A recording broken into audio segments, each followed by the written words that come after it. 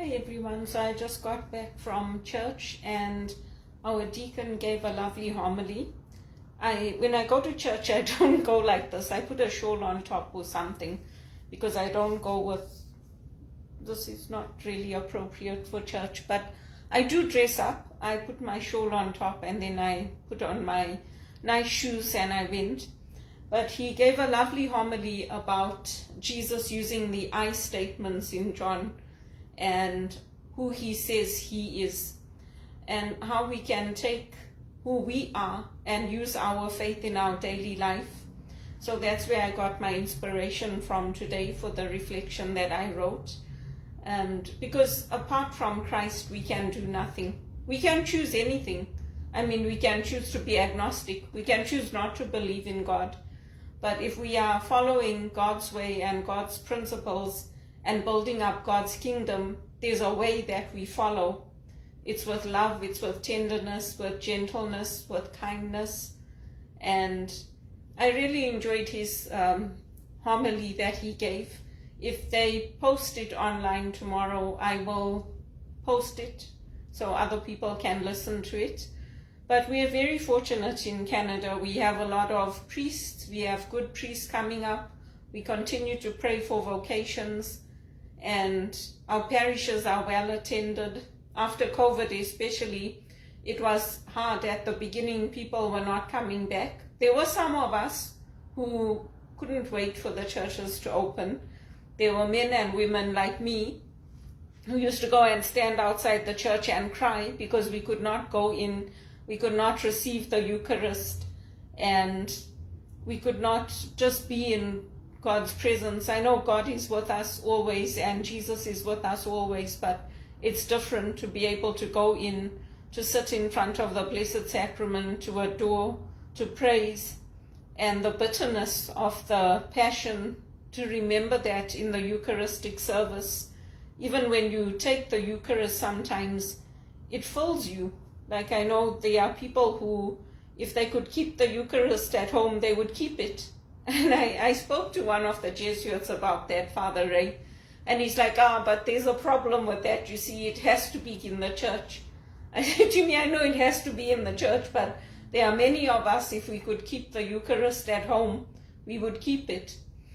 So, yeah, it was just nice to go out, and it was raining the whole day today, so the sun has come out now, which is really nice, because the weekends most of us want to go out, go for a walk. We have beautiful cherry blossoms in Canada, so I hope to go and see some of those, go downtown. It's hard with all these protests and everything that are going on. There's been so many demonstrations and things, even in America, and they're starting to arrest the students now because they're causing problems on the campus. If it was peaceful protest, it's one thing, but if they are causing damage and they're causing problems, it's like Wits doesn't tolerate that. If they start to get violent and they start to cause problems, Wits arrests. They don't play. No, there's no joking. So, yeah, today I watched some tennis. I did a little bit of reading.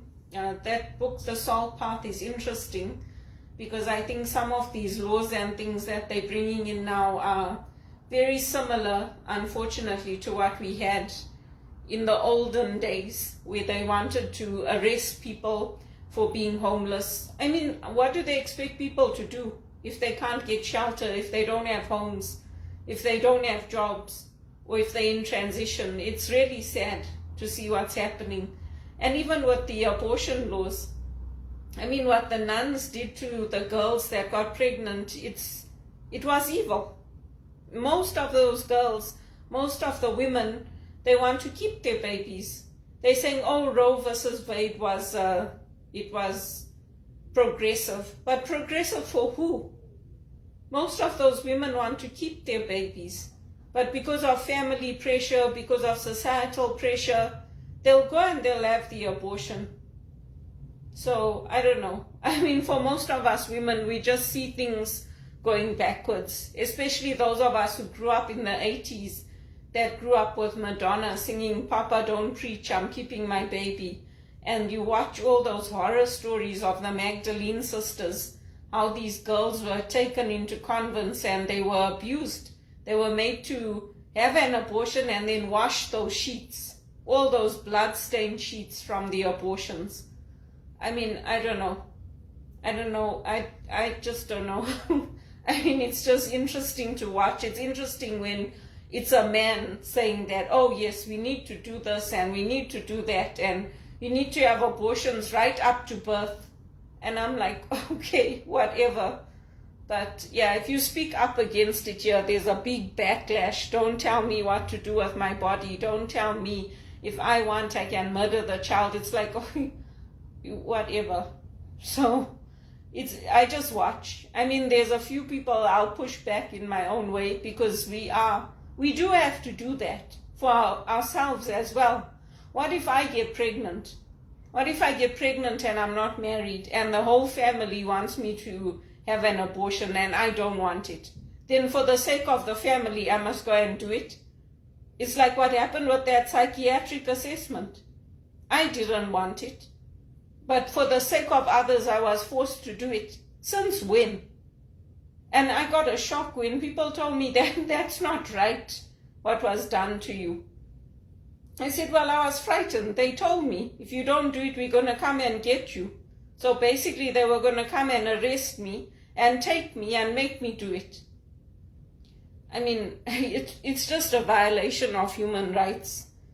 And for somebody like me who's fighting for women and girls, who's fighting for us to make our own decisions, they can't say, oh, she's incapable of making her own decisions.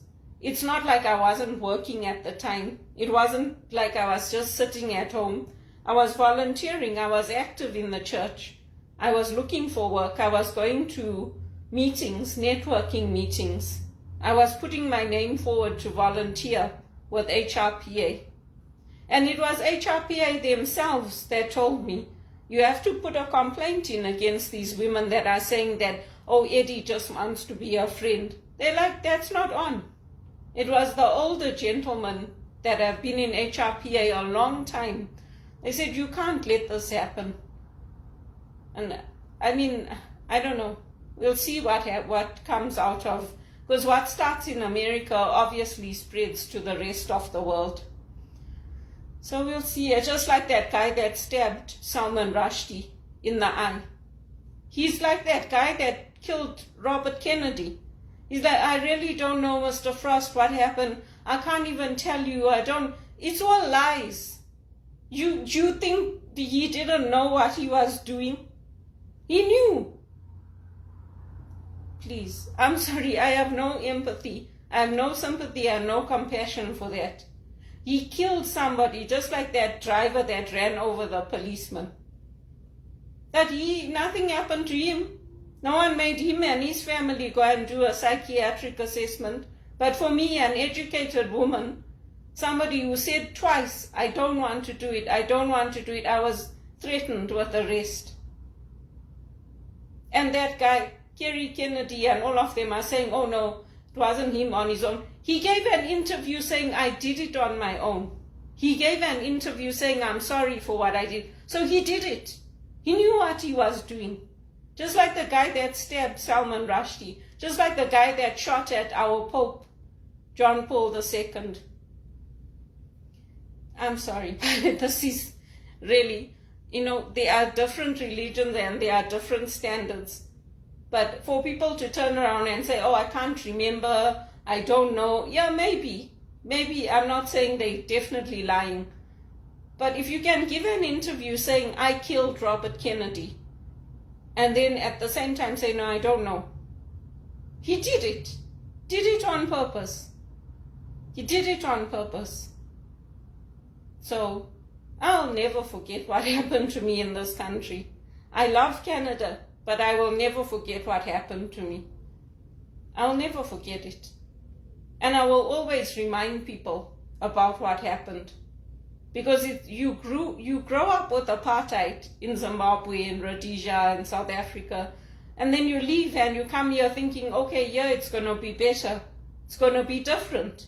I'm going to be treated with respect, with dignity. It's going to be easier. People are going to help me. They're going to give me scholarships. They're going to help me to practice as a spiritual director. They're going to help open doors for me. No, it's 10 times harder in Canada. Because why? At home we had our communities. We had our friendships. We had things in place to help us. When you come here, you're on your own. And even all those calls that were set up where people were abusing me, shouting at me, yelling at me, and then people are saying it's good for you. I hope they get it back. Because what goes around comes around. Do unto others as you would have them do unto you.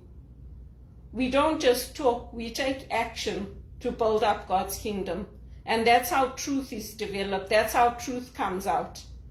And I'm saying it now.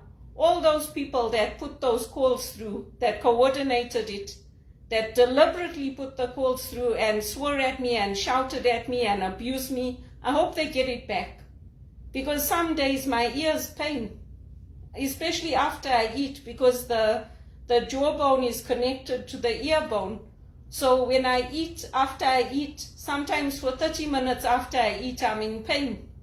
I have to take something, medication to help me, or I have to put some essential oils. Then after about 30 minutes, it goes away. Because normally people don't stay in call center jobs for 5 years on the phones and the chats. And the volume of calls we had now, it's not like people who started 20 years ago. Now it's high volume. So I don't hide it. I don't hide it. I'm like the Jesus that says, don't weep for me, weep for your children. Because whatever they're doing to me, it's going to come back on their children. And it's true. Because I didn't deserve it. And it's not a matter of just saying, oh, forget about it and oh, it's done. We remember Jesus' death for a reason. We work to make things better for a reason. Because we don't want it to keep happening to other people. So whatever they did to me, calling me princess, being derogatory, putting me down, getting angry because I don't meet their worldview, I hope the church takes it up, and I hope whatever they did to me comes back onto them. Because I didn't deserve it. I want to own a home. I want to travel. I want to have a retirement pension set up. Not even just one home. I want to own several homes like other people in the family. I want to travel. I want to see more of Canada. And it's not like I don't work for it. I work for it. And I'm trying to get a better paying job. Even going to the church. I don't give money to the church that often. I volunteer. But I would like to give more money to the church because the church is also it needs repairing. Just like my home, just like clothes, just like anything. After a while you have to repair things, you have to replace them. Not use the sheets until they threadbare like I had to do. It's totally unfair how I've been treated in this country, and people know it. People know it. But do they change things? No. They carry on supporting the South Africans and the Zimbabweans, saying, oh no, but you're doing fine. I'm not doing fine. Earning 20 to 30,000 a year is not doing well. That is not financial success. With my degrees and my qualifications and my experience, I should be earning at least 50,000 and over a year. At a minimum. So this is not success. And anybody who is saying, oh, you've done well, they're doing it because they like to see me in that position where I have to beg for help. Please, can you help me? Please, can you give me some money? Do you think I like doing it? After all these years of hard work, I don't like doing it. And unfortunately, that's what you have to expect. It shouldn't be that way. But that's how it is. If you get a white person from South Africa asking for support from the church compared to me, they'll support the white person from South Africa because they're white. And that's just the reality of it. And you know what? Even now, there's white slums in South Africa. Do I feel sorry for them? Yeah, I feel sorry for them. But look at how they treated us. Look at how they treated the Indians, the Coloureds, the Africans. It was awful. The violence was awful. The abuse was awful. The brutality was awful in South Africa and Zimbabwe. I didn't expect to come here and go through the same thing. And people have said to me, oh, but you know what? We were all together, Indians, Hindus, Christians, we were all together. I said, yeah, but it's not like that here. I said, yeah, everybody sticks to their own communities, and I stick to my Catholic community. Because all those Indians I helped, all the Muslims, all the Hindus, they all got good jobs, and they're all doing well, they're all earning well. I'm not. So I'm putting myself forward, and I'm trying my best to get into a better paying job. It's not like I didn't try. From the time I came here, I've been trying. From the time I landed, I didn't go to school for nothing. I didn't retrain and requalify and get all my education so I could stay in a job paying under 35,000 a year. Who wants that? Not me. And the church made an appeal today. They said we are not meeting. Our expenses have gone up by 5%, and our donations have gone up, but they've only gone up by 2% or 3%, I think they said. So, I mean, those of us who go to the church feel bad. We don't want the corporations to do it. We don't want the corporations to do it because then they'll start dictating what the church should do. We want to earn that money, and we want to give it to the church so that we can have our initiatives in the church. And that's the way it should be. And our priests will tell you that. Our priests are very good in Canada. They stand by us, and they stood by me through all this harassment and discrimination. They did everything they could to stop Eddie Farid and stop Credit Suisse and stop Eric Charbonneau and Jane Green. They did everything they could to get it to stop. They're disgusted with how I've been treated. It's not right.